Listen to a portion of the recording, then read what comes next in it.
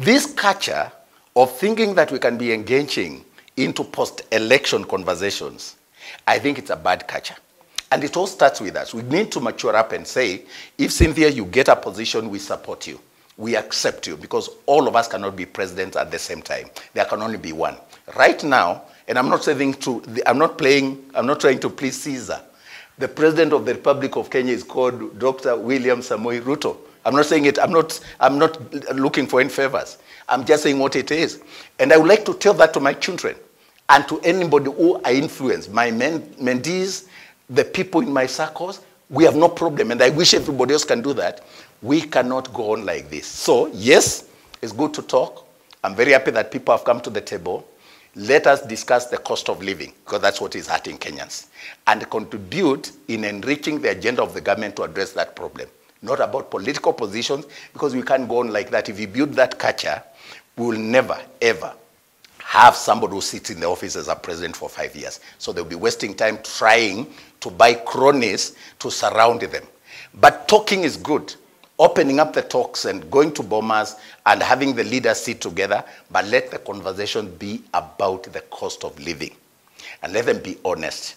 But let us progressively now move away from the culture of always petitioning and opposing the people who are in the government. You can keep them in check, but like Obama said, it is a tragedy to wish that your government fails.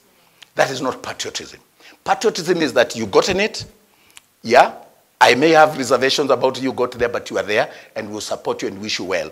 And we wait. And capitalize on your mistakes. I wish Azimio could go back to the drawing board, capitalize on the mistakes of this current government, and raise their voices, let this government ignore, and then that becomes the platform against which they will remove it from power.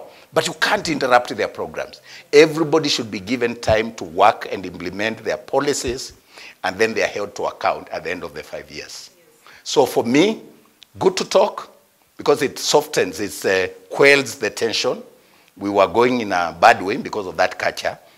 So really, you can't do business when police are throwing tear gas all over. I think to the extent that we are meeting, the leaders are meeting, and they have quelled the tension, I think that's a good thing. But I think going forward, all of us must buy into the culture of accepting the government of the day and supporting it. We don't have to buy into their agenda and their policies. No, I don't agree with most of the policies of this government, but I will never oppose this government or become a headache to them. We can talk about the media can write, and you guys are here. The cost of living, it's a real problem. Everybody is feeling the pinch.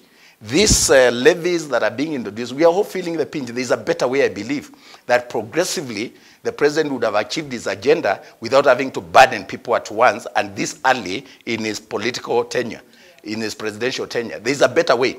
But that's what, if he's wrong, because he says he knows what he's doing. I pray that he wins. If he is wrong, that will become a campaign issue. So why can't the Azimio guys just tone down and give them that chance and utilize the mistakes and the weaknesses and use them to campaign and get to power? I think what I'm trying to advocate is a culture of lawfulness, constitutionalism, and where from our families we know we respect the authority, not because they are the best, not because they are angels, but because God put them there, and we support them, and that we don't wish that our government fails, because that is not patriotism.